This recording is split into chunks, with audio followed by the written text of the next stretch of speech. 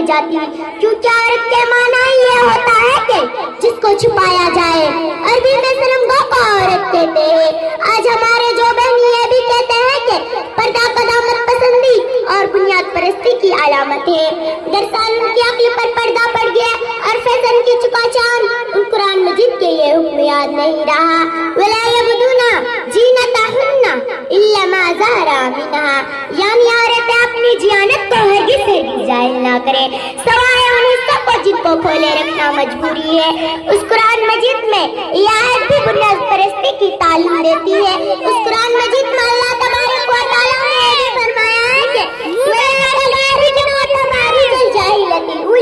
जवाना जाहिलियत की तरह बेपर्दगी और बना संदूक ना क्या करो।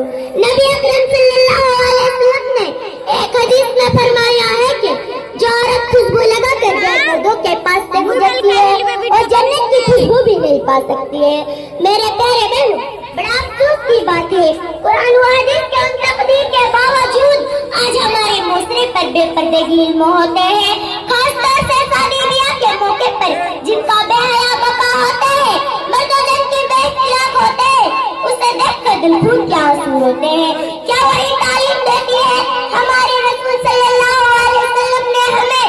क्या हमें हजरत फातिमा ज़ोहरा रज़ियल्लाहु अन्हा का नाम लेने कहा कि जिनके पर्दे के ये आलिम था कि रोजाना कुरान, जिनके पर्दे के ये आलिम था कि उन्होंने अपने जनाजा रात में निकलने की वास्ता की थी, ममादात की लाश पर किसी गैर मर्दों की निगाह पड़ जाए तो?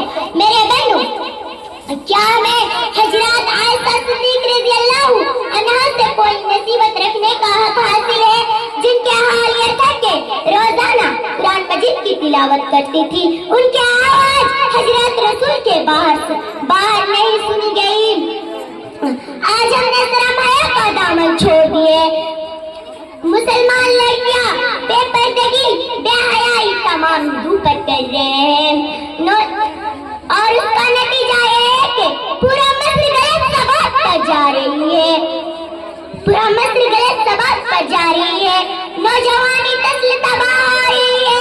पाक दामन और किरदार बुलंद पुराने बातें की किरदार जाने लगी है। हया और गैरत किस्सा पुरानी बन चुकी है। हालांकि एक औरत का असल जेवर उसकी शर्म हया है,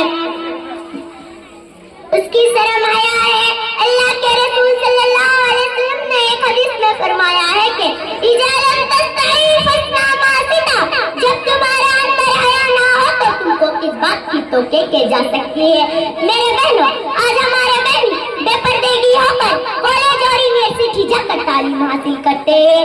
अगर मुसलमान लड़कियां डॉक्टर ना बनेगी तो मुसलमान खवातीन का इलाज कौन करेगा? टीचर ना बनेगी तो मुसलमान लड़कियों को पढ़ाएगा कौन? मगर ये तालीम पर्दा में रहकर इस्लामी हुदूद की पाबंदी, इस्लामी हुदूद की पाबंदी कभी भी तो हासिल कर जा सकते हैं। हकीकत में मेरे बहनों, लड़कों और लड़कियां मखलूक तालीम हासिल कर जाने में